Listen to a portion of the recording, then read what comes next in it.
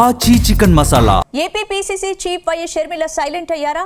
మొన్నటి వరకు కూటమి వైసీపీపై మాటల తూటాలు పేల్చిన వైఎస్ షర్మిల ఇప్పుడు ఎక్కడున్నారు?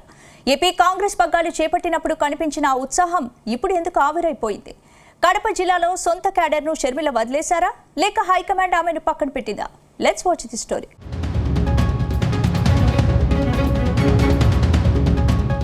ఒకప్పుడు ఉమ్మడి ఆంధ్రప్రదేశ్లో కాంగ్రెస్ పార్టీకి గుండెకాయ వంటి జిల్లా కడప. వైఎస్ రాజశేఖర రెడ్డి ప్రాతినిధ్యం వహించిన ఈ జిల్లా నుంచి రాష్ట్ర రాజకీయాలు శాసించబడేవి. విభజన తర్వాత కుదేలైన పార్టీని షర్మిల ఎంట్రీతో మళ్లీ బలోపేతం చేయవచ్చని హైకమాండ్ ఆశపడింది. ఆ నమ్మకంతోనే షర్మిలకు ఆంధ్రప్రదేశ్ పీసీసీ చీఫ్ పగ్గాలు అప్పగించింది.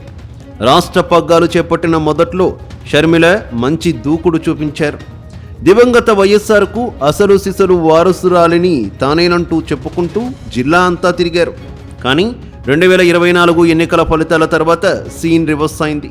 కడప ఎంపీగా పోటీ చేసి ఓడిపోయిన షర్మిల ఇప్పుడు అటు విజయవాడలోనూ ఇటు కడపలోనూ కనిపించడం లేదనే చర్చ జరుగుతోంది.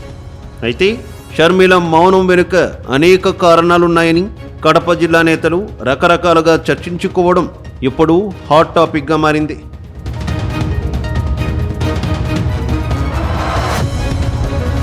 గతంలో జగనన్న వదిలిన బాణాన్ని అన్న ట్యాగ్ లైన్తో మొదలై ఆ అన్నని గద్దె దించడమే లక్ష్యంగా షర్మిల రాజకీయం సాగింది.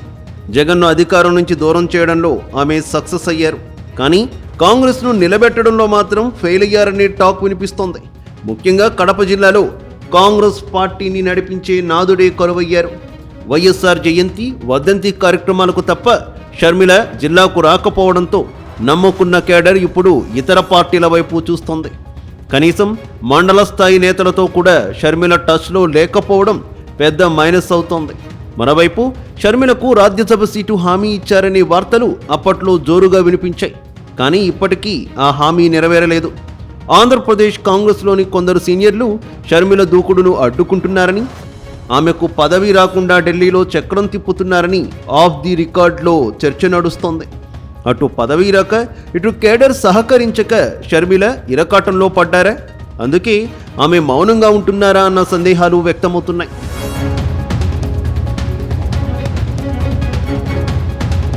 ప్రస్తుతం ఆంధ్రప్రదేశ్లో షర్మిల తీరుపై సొంత పార్టీ లీడర్లే గుస్సవుతున్నట్టు తెలుస్తోంది.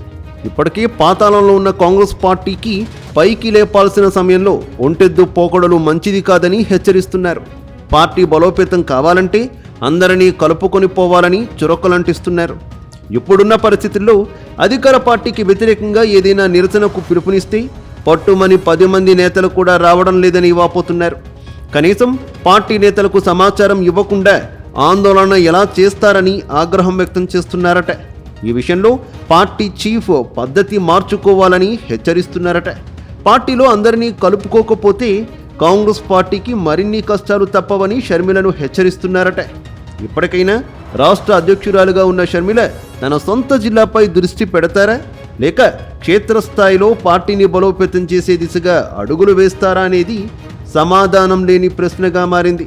అయితే ఈ నిశ్శబ్దం ఇలాగే కొనసాగితే పీసీసీ పగ్గాలు వేరొకరికి వెళతాయా అనే చర్చ సైతం జరుగుతోంది.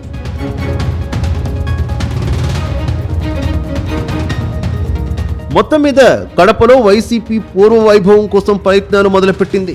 జగన్ కడప జిల్లా నేతలకు పూర్తి స్థాయిలో అందుబాటులో ఉంటూ వారికి దిశానిర్దేశం చేస్తున్నారు. మరోవైపు కూటమి సర్కారు సైతం గతంలో ఎప్పుడూ లేనంతలా కడపలో సీట్లు సంపాదించింది. వచ్చే ఎన్నికల్లో కడప జిల్లాను క్లీన్ స్వీప్ చేయాలని చూస్తోంది. ఈ నేపథ్యంలో షర్మిల ఈ ఇద్దరిని తట్టుకుని నిలబడతారా అనే ప్రశ్నలు వస్తున్నాయి.